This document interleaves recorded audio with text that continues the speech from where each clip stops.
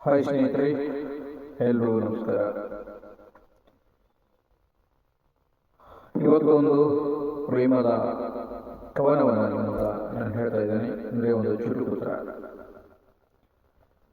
ನನ್ನ ಪ್ರೇಮದ ಸಂದೇಶ, ನಿನ್ನ ನಗುವೆ ನನ್ನ ಪ್ರಪಂಚ.